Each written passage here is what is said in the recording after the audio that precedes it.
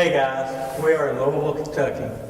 We have been investigating the paranormal for close to 5 years now, and this has been on our bucket list the entire time. We are at Waverly Hill Sanatorium.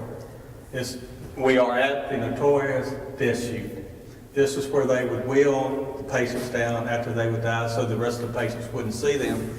They would take them out through the back, and this tunnel is a long way down, and it would lead to the morgue. What was it, like 65,000 deaths, wasn't it? It's like close to estimated 63,000 63. reportedly. And what are some that we got? Apparitions, full body apparitions, screams, lots of EVPs. Shadow figures, you name it, it's here. We got the creeper that basically roams around the whole area. He has been known to come in the tunnel, which is right here where we're at, 3rd, 4th, 5th floors.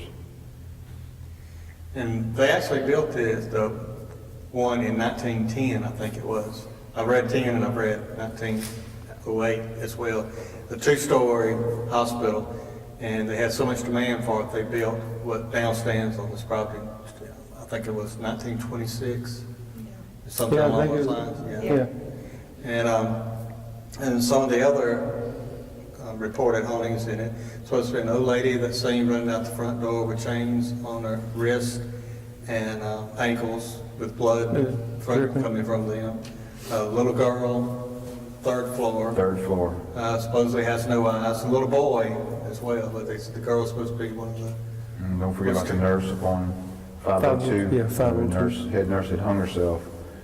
Story claims is possible self-inflicted abortion or a assisted abortion that didn't go right, and she hung herself, or somebody helped her. Don't know. And also a nurse flung herself out of the window, plunged to her death. And that's at the same story, same room. Same room. 2 nurses died at that location. Yep. We went through this afternoon and got a tour of the place from the owner, and they showed us some of the hot spots and everything like that. And I mean, we haven't really got a plan yet as we get in it because it's raining on us and we had a few setbacks in it. But we're joined by Fallen Shadows Paranormal as well. Have y'all got any plans on it? Well, we're just going to go old school in this place. I mean, you know, we've heard that you don't get a whole lot of equipment hit, so we're just going to do the basics and go from there, and hopefully we'll catch something on recorder. You know, we'll use the millimeter and the K2 and stuff like that, but we're just going to mainly rely on the recorder. What's the hottest spot in here? Is it on the 3rd floor or on the 5th floor?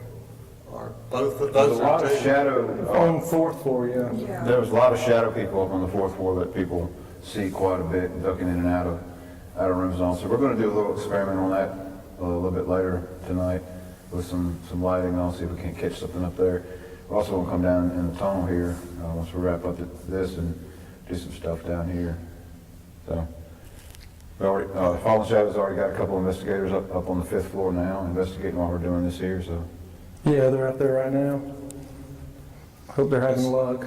There's a lot of open air too in this place. I know it's got. Yeah, you got to be careful with contamination. If it starts raining any harder, it may ruin your EVPs.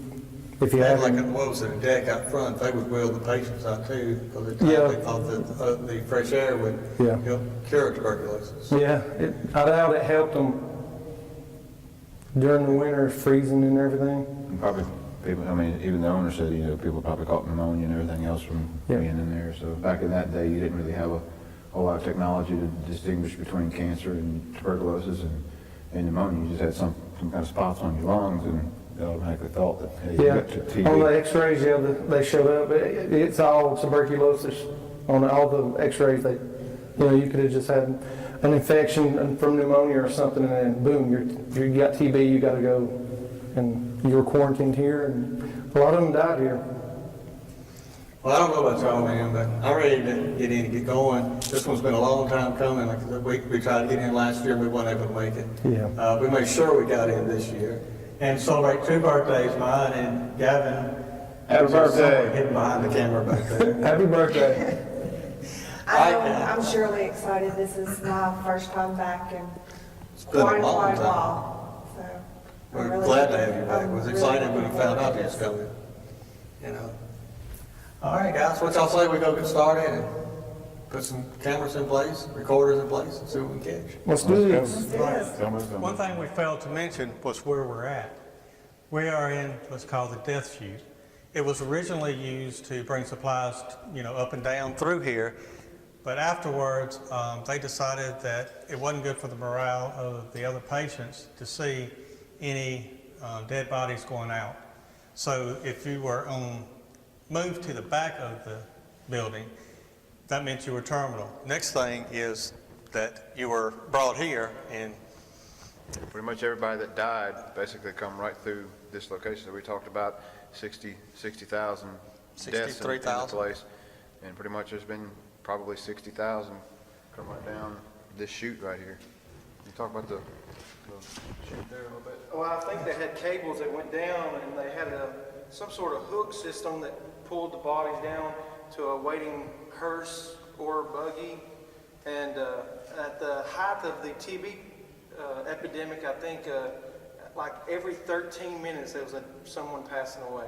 Wow. So, and that lasted for maybe 3 years. So you can times that up. I'm not good at math, but it's a lot of death. Dead bodies, yeah. Well, y'all ready to get going on it? Yeah. Let's go.